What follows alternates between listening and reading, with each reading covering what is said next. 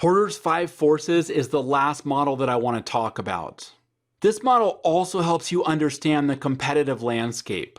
On this slide it says, Porter's Five Forces helps companies assess the nature of an industry's competitiveness, and once you understand the competition, develop corporate strategies accordingly.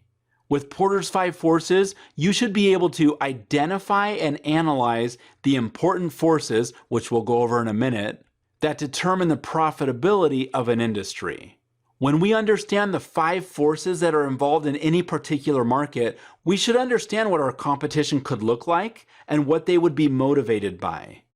Porter says that the 5 forces affect any market and all industries, even what you're doing. They determine how much competition will exist. If you have a market that's very, very low margin, there are some companies that are not going to want to be interested at all, and they won't be your competitors. The 5 forces help you understand how much profitability there might be in a market and how attractive that market would be. And Porter says the goal is to understand all these 5 forces and use your understanding of those forces to your advantage and help you position your company and your product better. What are the 5 forces? There's the threat of substitutes, the threat of new entrants, the power of suppliers, or more precisely, the negotiating power of suppliers, the power of buyers, or the negotiating power of buyers, and competitive rivalry. Doing an analysis of all of these forces together should help you understand things like, where can I price my product? What's the competition like? Do I need to worry about new people coming in once this becomes very successful? Let's dig down and understand each of these 5 forces. We'll start with the threat of substitutes. Here are questions to answer talking about the threat of substitutes. Can something existing fill a need? In my example with Jibberjobber, which is an online tool to help you organize and track your job search, the substitute is an Excel spreadsheet that anybody can create to organize their job search. I wouldn't say that the spreadsheet is necessarily competition. It's not another company that's coming in to take my place, but it is something that my users can say, well, I don't really need that because I could just use a spreadsheet. Another question is, are there many somethings that can fill the existing need? You can imagine the less options that your customers have, the more they'll look at you and need your stuff. Another question is, if the threat of substitutes is high, will this affect the price that I can charge? I can't charge $1,000 for a seat in Jibberjobber because somebody would say, you know what, I can just get this for free on my Excel spreadsheet. If there is a threat of substitutes, then you need to answer this question. How is my offering differentiated? What do we do better than these substitutes? Also, can I foster brand loyalty? Maybe if I have a strong enough brand, people will trust my brand and my company with my new product or feature that I release and stop thinking about these substitutes. The next one is threat of new entrants. When we talk about the threat of new entrants, you have to understand the concept of barriers to entry. When I started Jibberjobber, I went to my business partners and I said, I'm worried that pretty much anybody could create Jibberjobber. It's just a database-driven website that functions as a CRM. I was concerned because I worked with a lot of developers who really could have done something like this. But they were quick to point out that most people weren't going to be able to copy what I had done. I thought I had low barriers to entry, but my partners thought there were high barriers to entry. My question for you is, what are the barriers to keep other competitors out of your space? Is it that it's very expensive to create what you've created? Do you have intellectual property? Do you have a patent? Do you have special education or training that would take them a long time to come up to speed? Do you have manufacturing processes or tools that would be hard for them to duplicate? Here are some specific questions. What is the cost to get into my space? It might only be $20,000, but for a lot of competitors, $20,000 might be enough for them to say, not interested. Will it be easy for other people to recreate what you've already created?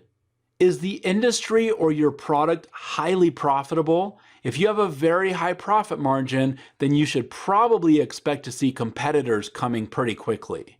If there aren't high barriers to entry now, how long is that going to be the case?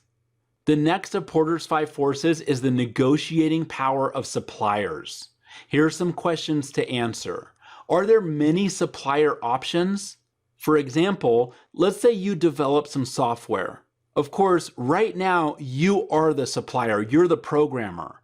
But could you go out and find other programmers to do what you're doing, or did you develop this in a very niche environment? If you develop something in a very popular programming language, it's not going to be that hard to find another programmer that can help you do the programming. But if it's a very niche environment, it might be really hard to find somebody who can spare a few hours a day or a week to help you do the programming. Another question is there a cost to switch suppliers? In a manufacturing environment, this might be the cost of a setup fee. Let's say you want to switch to a new manufacturer and they say it'll cost $5,000 to get all of their machines calibrated for what you need. That's the cost of switching suppliers. If there's a high cost to switching suppliers, then you're less likely to switch suppliers. Another question is, are there limited resources? If it's hard to find your raw material, whether that's programming hours or plastics or anything like that, then your suppliers will be in a stronger place to negotiate. Finally, do patents or intellectual property affect the ability for you to get your supplies? The last thing you want to do is start a business, sell a bunch of stuff, and then find out that you've been violating someone else's intellectual property and now you have to pay them a fee. The next one is the negotiating power of buyers. Here are some questions to think about. Are there bulk purchasing opportunities? If I buy 1,000 widgets, can I get a discount?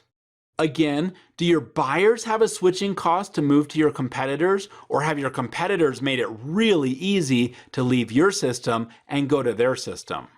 Can a group of buyers get together for purchasing power? For example, I had some university career centers come to me and say, if we get 10 career centers together, can we have a significant discount?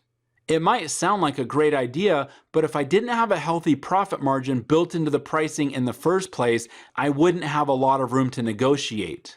And I could lose multiple purchasers. See how they could have power if they do that?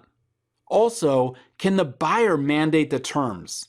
If you've done consulting for companies, you know that some companies might pay you right away, while other companies could take 3 months or longer to get you your check. Sometimes we can demand payment sooner, but other times it might seem impossible to get a payment before 90 days. The last force is the competitive rivalry. Here are some questions to think about. Is this a crowded space? Are there already a lot of competitors doing what I'm doing? Alternatively, is this a really hot industry? Maybe there are a lot of competitors, but it's a booming and growing industry. Are your competitors' offerings easily differentiated, or do they all seem to be the same thing? In which case, you'll be competing more on pricing than on differentiated features. Can your customers switch easily? And are any of these things impacting the pricing? You can see that walking through Porter's 5 forces can give you a really good understanding of what's happening in the industry, specifically helping you understand where you fit with all the competition.